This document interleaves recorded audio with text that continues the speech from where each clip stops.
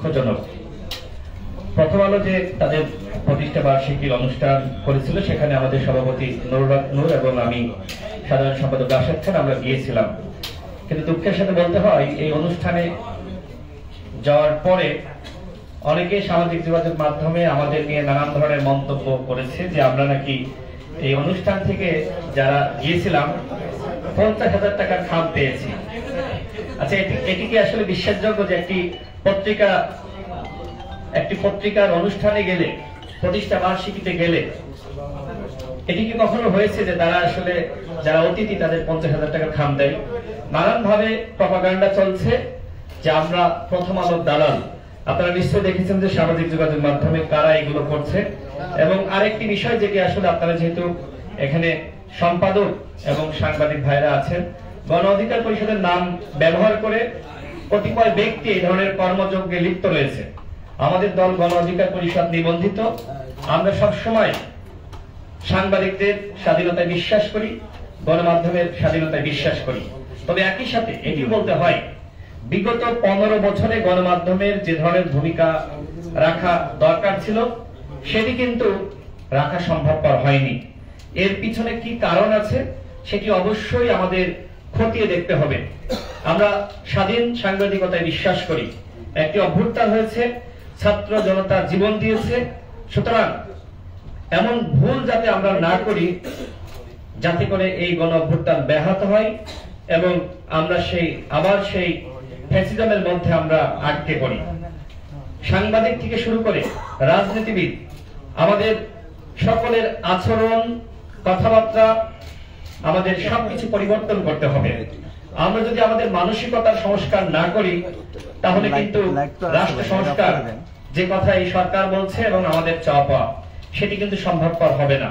সুতরাং সবার প্রতি আমাদের দল গণ অধিকার পরিষদের পক্ষ থেকে বিনীত আহ্বান থাকবে, আসুন যে জাতীয় ঐক্য এবং সংহতির আলোচনা চলছে, এটি আসলে যেভাবে বিভেদ শুরু হয়েছে, ছাত্রদের সাথে রাজনৈতিক দলগুলোর দূরত্ব বা জনগণের সাথে দলগুলোর দূরত্ব, গণমাধ্যমের সাথে রাজনীতিবিদদের দূরত্ব, এই দূরত্ব রেখে কোনোভাবে আসলে রাষ্ট্র সংস্কার সম্ভবপর নয়।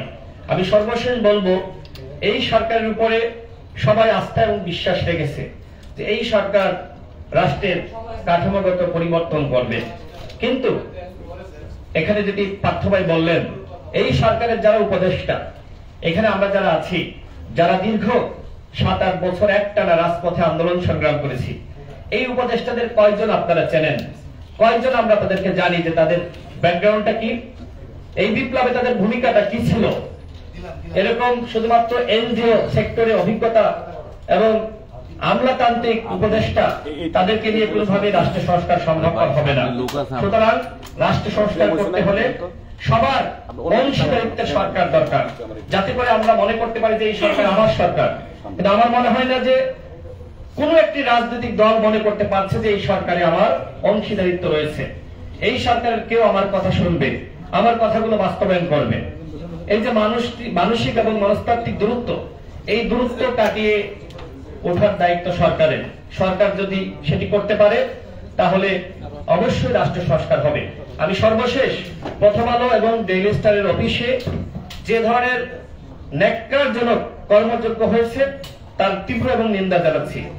যদি প্রথম আলো এবং ডেইলি স্টারের কোন বিষয়ে আপনাদের অনুযোগ থাকে, অভিযোগ থাকে, সরকার রয়েছে, আদালত রয়েছে, কোর্ট রয়েছে, থানা রয়েছে, আপনারা মামলা করেন, সরকারের পক্ষ থেকে যাচাই বাছাই করে ব্যবস্থা নেবে।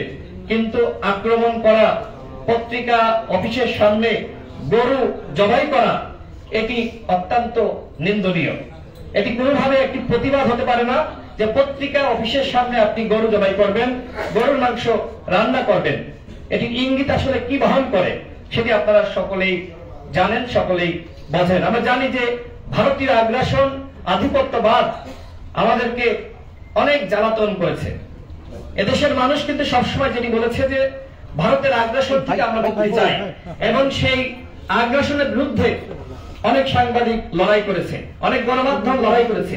এবং এটি সত্য যে অনেক সাংবাদিক এবং অনেক গণমাধ্যম সরকারের সাথে, হাসিনার সাথে হাত মিলিয়েছিল। আমরা সেই গণমাধ্যমকে বলবো যে আপনাদের ম্যানেজমেন্ট আপনারা পরিবর্তন করেন, মালিকানা সত্ত্বের পরিবর্তন করেন। জনগণের যে আকাঙ্ক্ষা, সেই আকাঙ্ক্ষা বাস্তবায়ন আপনাদেরকে করতে হবে। আমি এখানে অনেক সম্পাদক রয়েছেন, মালিক রয়েছেন, তাদের প্রতি আমাদের আহ্বান, নতুন বাংলাদেশ, এই বাংলাদেশ গঠন করতে হলে, মানুষের স্বপ্ন পূরণ করতে হলে আপনাদের ভূমিকা এবং দায়িত্ব সব থেকে বেশি। আশা করি এই নতুন বাংলাদেশে সাংবাদিকরা এবং সম্পাদকরা এবং সংবাদপত্রের মালিক সেই দায়িত্ব পালন করবে, সেই আস্থা বিশ্বাস রেখে আমি আমার বক্তব্য শেষ করছি। আল্লাহ হাফেজ, আসসালামু আলাইকুম।